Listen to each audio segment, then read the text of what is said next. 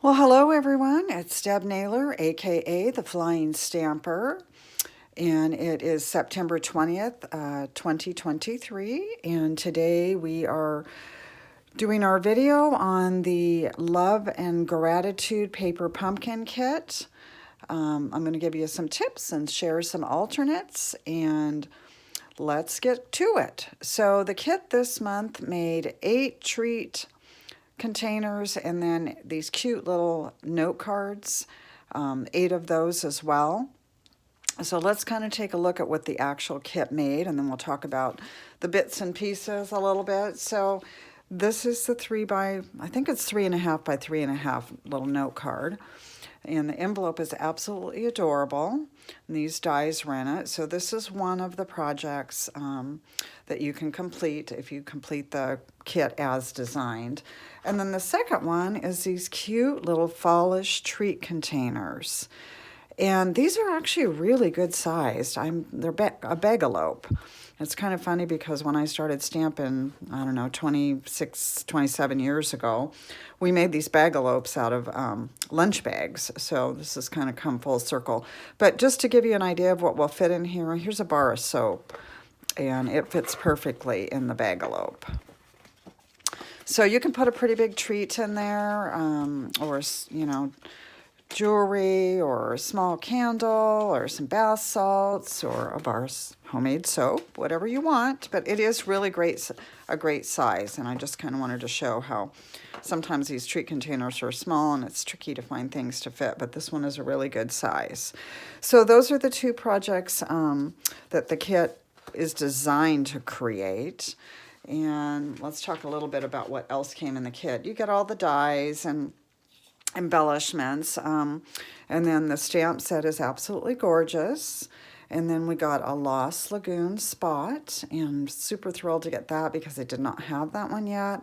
This is a color that was brought back into the new catalog in May of 2023. It's a great color.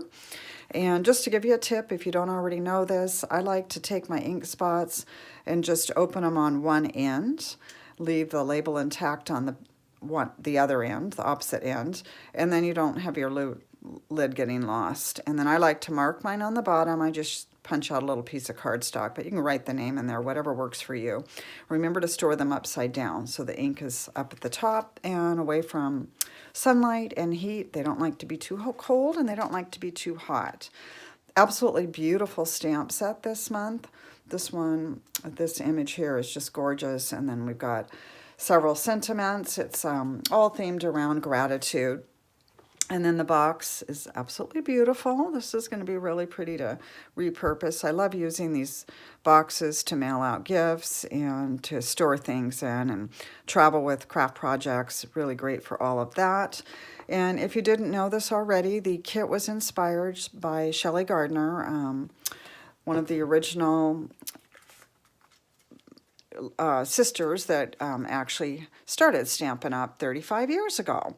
In fact, next month is the actual anniversary for them opening 35 years ago. Okay, so let's talk now about some alternate ideas. So we have the bagalope, right? And what I did on this one was I created it just as designed. The only difference is that I stamped. I love this image from the stamp set this month. So I just stamped with the Lost Lagoon all over it. I think that really adds to the project. And I only stamped on the front, but you could stamp on the back if you wanted to as well. And let me give you a little trick on creating this bagalope. Now the video is out by Stampin' Up! Already, so if you've seen that, you might have gleaned how to get this. But I found that if you open this up and then just set all the folds, play with it a little bit before you actually start trying to put it together. And then there is a fold right there in the middle. So I set that one really well. And I don't have my bone folder handy, but that would be helpful. And then I did the same thing on the other side. Okay, so you're just going to set those folds really well. Crease them very well. Burnish them, score them, however you want to say it. And then you've got these ones on the bottom, so you can close it up. So let's go ahead and just play with those a little bit. Just goes together a lot easier if you've kind of pre-burnished them or pre-folded them.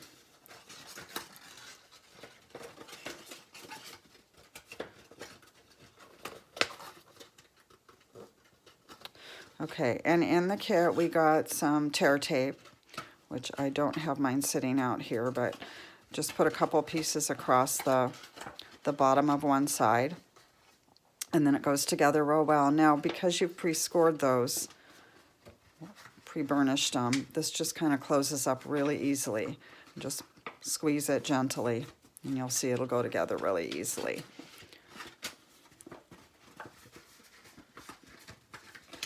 All right, and then you can do your decorations. So there's a little tip on that. Just pre-fold all of those before you actually start putting it together, and that will make your life a lot easier.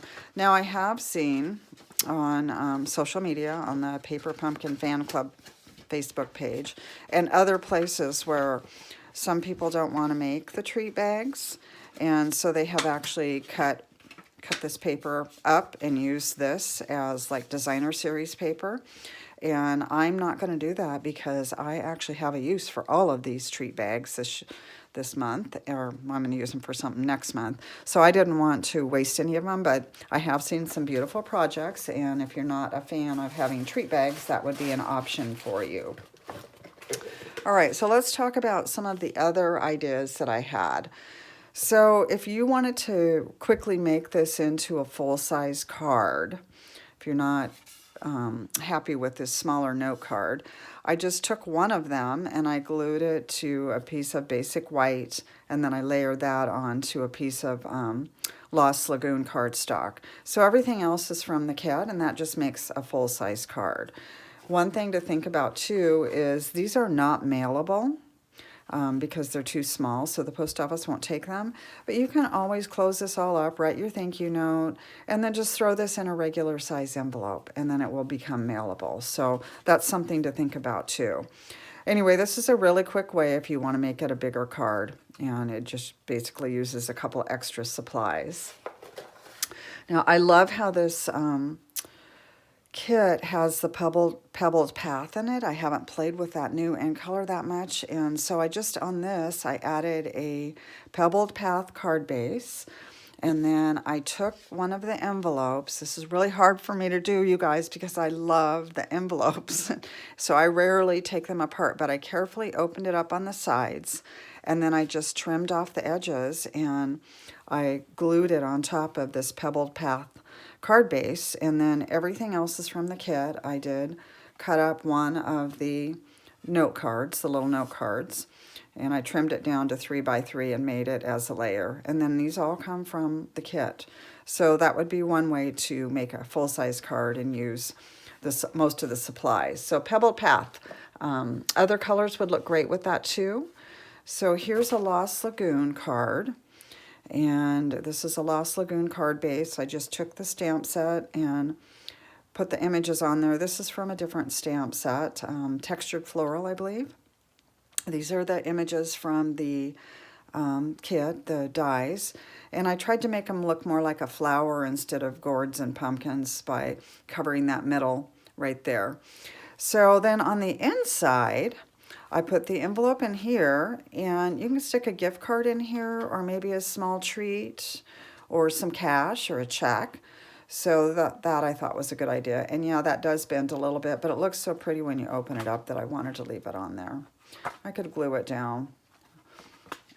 Anyway, so that's another idea with the note card, to turn it into a gift card holder. All right, and then here we go. Here is another pebbled path card base, and I did emboss it with the brick embossing folder, and then these are all from the kit. So that's one of the layers from the card base, the small note cards, and then the label and the dies. So very simple card, but really looks pretty. I just love the Lost Lagoon and the pebble path together, and I'm not sure without the inspiration from the kit that I would have thought of this. So I always get a lot of different kinds of inspiration from these kits. Okay, and then so one other tip that I should have probably mentioned earlier is when you're stamping your labels, if you leave them in the holder, they don't move around and they're a whole lot easier to stamp than if you just take this out and then try to stamp this small little piece. So there's another little tip for you. I'm going to talk to you again about this label thing here in just a couple of minutes. So now let's talk about negatives. You know how I love to play with negatives, and I did good this month with negatives. So we have this after you punch out all the gold foil embellishments, you're going to have this left over. And there's quite a bit of gold foil left on the corners. So let me give you a couple of tips with those. You can cut out, you can punch out or die cut with these. So this punch works pretty well with it. This is a bow punch. But any smaller punches or dies, you can get those out. So then another thing you can do is take this and cut it in half, right down the middle. And so then you end up with this layer, and you can see that you've got enough to make an outside layer. You end up with something that looks like this.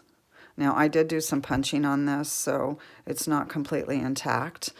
But then what I did, so I cut this in half, and then I cut it in half again this way, and then I glued it onto this Sweet Sorbet card base layer.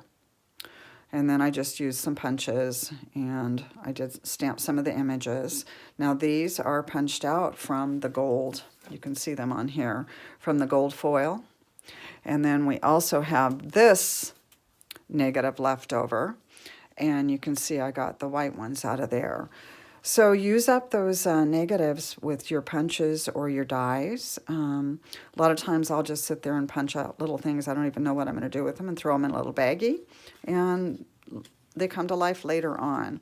I'm going to put a picture on my Facebook page, or on my blog actually. Well, I might put it on the Facebook page too. The Flying Stampers Paper Pumpkin Patch, of what this looked like on the back, and I think that might help a little bit. So if you're a member of my pumpkin patch, you will be able to see that soon. Okay, now another thing that I did with the negatives. So you have all the labels, and these were actually one sheet. So I trimmed this off and took this, and you have a long layer there. And I trimmed it off again so that there was just 4. And then I stamped all around the edges with one of the images from the stamp set, this one, because it's my favorite, you know. And then I laid it onto a little piece of Lost Lagoon cardstock. I think this is 3.5 by 7. Scored it in the middle. And then it looks kind of like a trellis. So then I just added some of the gold foiled embellishments. And then here's some punch outs from the gold foil negative. So the negatives are quite useful this month. And you know how I like to play with them and get ideas out to you before you throw them away. So there you go. All right, I'm going to bring some projects in here, and then I'm going to talk to you a little bit about next month.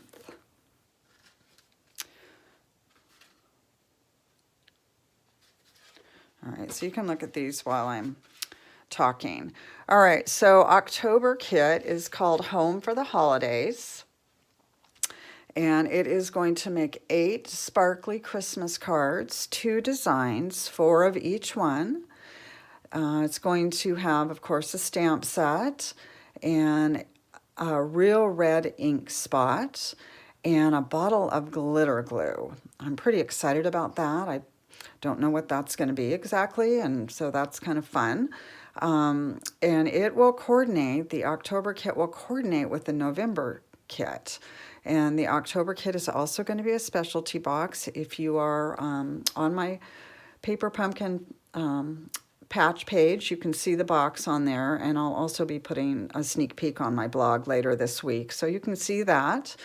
And the kit is going to coordinate with the November kit. So we don't have a lot of information about November yet, but they're going to coordinate, so it sounds fun.